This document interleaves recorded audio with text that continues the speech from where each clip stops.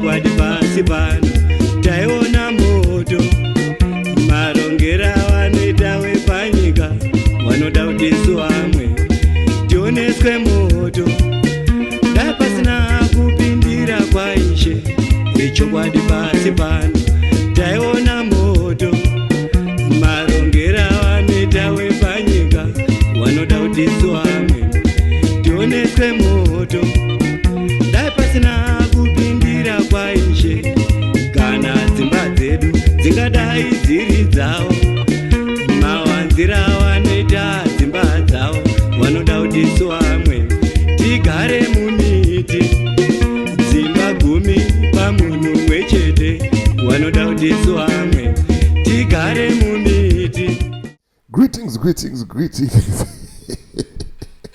and more greetings to you good people. My name is DJ Oli and welcome to your favorite platform on YouTube, Uzavaje.5 Creative Studios. Right, pande papa ndine mashoko arikubuda kuna mkoma Jeff Judah zvikanzi sei kuzanu PF 99% yema leaders vaora vari kurwara nemukondombera. Sei zviri kuitika izvozvo? Vane chirwere zviri kumbofamba sei? Tiri kutongwa nevanhu vari kurwara, pfungwa dzavo dzazichanyasoita zvakanaka nemapiritsi. Ndonyaya yandiri kuseka panapa ndikati mukoma Jeff Judah mazuva ano havasi kudzora tsvimbo. Recently he called anonzani Joshua Maponga eBabuni.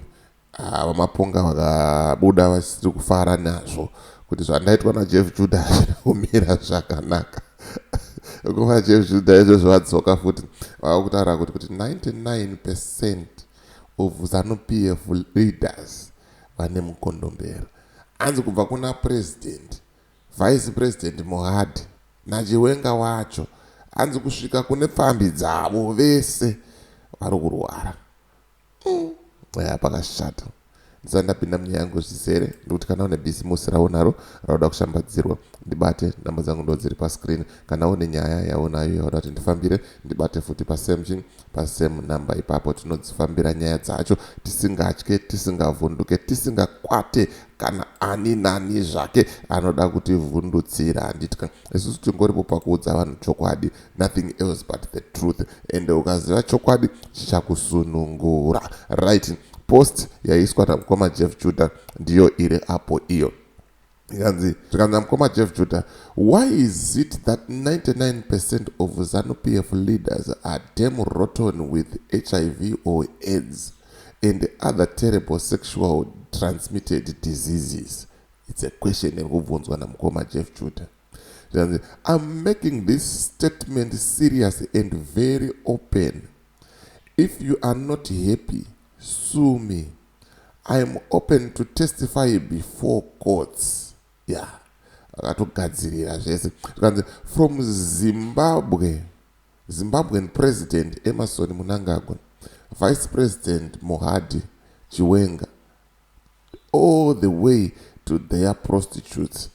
They are deadly, dangerous, and poisonous. Yeah. Pakaipa. Below, I have sent you a photo of the president's son-in-law also suffering from horrible sexual transmitted disease, not only HIV, but full-blown AIDS, etc. The wages of sin is death, and the reward of ZANU-PF is sexual transmitted diseases. For more information, follow me on Facebook. Yeah.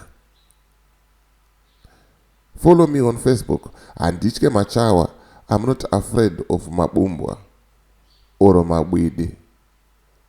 Dini Ndadaro. Jeff Judah, Wazana. To Adaro, Mkoma Jeff Judah, Murukuwa na mashokajo. Ende pasasi, mamba waesa picture ya S. Lumumba. Komana wema Lumumba files ndiye uyo. ZANU-PF in STIs Lumumba. It's pasasi pachoti panooneka ere munyasosuonera mega kuti vari kuti chii mukoma Jeff Judah apo kuti zvakamira 1 zvikanzi dying of HIV or AIDS. Ma1 pari kupisa zvekudaro. Ndo nyaya yanga ndinayo, ndo nyaya yandiri kufamba nayo. Ndoda kuti ndinzwewo iwewe kuti unoti chii nazvo, chii chiri kumbonyatsoitika kumusangano weZANU-PF. Taingonzwa dziri nyaya kunzi ninga azobatwa ane mukadzi wemunhu, ninga azobatwa ane girlfriend yemunhu, ninga azodai so ane vana vazhinji kunze uko, ninga adai ninge adai. Dzimwe dzacho tikafunga kuti inyaya. Padenzo zvimukoma Jeff Judah vari kubuda pachena vachitaura kuti ndiende sei kumatare edzimhosva kana ndiri kunyepa. Ndine umbowo wekuti vari kurwara varume avo. Mamwe madecisions ahanzi avanoita ari kukonzereswa nemaside effects avari kuita emapirisi avari kurova aya. Mawana zvekutodaro. Nyika yedu iri kuenda kupi kana tasvika pakadai so? Nyika yedu yakananga kupi? Ndo paunoona tuvasikana tuchida kutamba nemaminista nemadhara aya, nenyaya yekuti vane nzara varoda kupiwa mari. Vakapiwa mari wozadzwa chirwere, uri kumva wasiiwa, akuenda ku the next one. But hatizvione, hatizvifunge zvese izvozvozvo. We are too blind to see kuti ramangwana redu riri kukanganiswa nemadhara aya achiita zvaari kuita azvo. Hazvisingori kuvarume chete. KuZANU-PF ikoko kune nhubu dzechikadzi dziri kukwadza apfana vechidiko futi ikokoko, maBenten. Tiri kuvaziva. Tikada kuuya kuvataura zvinonetsa, but tiri kuvaziva ana mai variko kuZANU-PF. Tinovaremekedza ndiana mai vedu. Vamwe vacho vakatorwa hondo vakatosunungura nyika isati yasungwa zvakare. But ndo hunhu hwavakuita, hunhu hunonyadzisa hwekuti vari kuswerozadzana zvirwere. Ndosaka uchiona kuti ZANU-PF inokupa mubayiro kwekuti watambisa magadziko pamberi pevanhu, obvonzi chitora mota iyi. Uri kudzidzisei vanhu? What are we teaching my young ladies, my young women for ED? Tiri kuvadzidzisei? Ndosaka tichiona hanzi Tendai Mavetera achirova kongonya vachitambisa magadziko, zvinhu zvisina kana hunhu paruzhinji.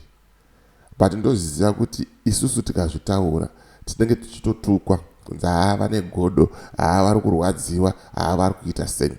But manzwa mashoko ataurwa namukoma Jeff Judah panapa. Hanzi the wages of sin is death. Mubayiro wechivi rufu. Mubayiro wechivi rufu. Usafunge zvako kuti wakangwara kana kuti wakachenjera. Ukangotadza chete, mubayiro wako rufu. The wages of sin is death. Mukoma Jeff Judah wambazve salvation rapamberi. Zvikanzi the reward of ZANU-PF is not money, is not cars, is sexual transmitted diseases. Mawana. Isa comment mu comment section. Utaura mafungiro ako, utaura maonero ako. Unozoona sei zviri kutaurwa namukoma Jeff Judah apa? Uri kuzviona sei? Ngatifambei nayo tichienda, tichange tiri panapa tichiyeuchidzana. Takambozvitaura kuti siyanai nebato iri. Takambozvitaura kuti itai so mukaramba. Ngatirambe tichifamba. My name is DJ Wally. Ndinokutendai nekuona .5 Creative Studios. I'm out.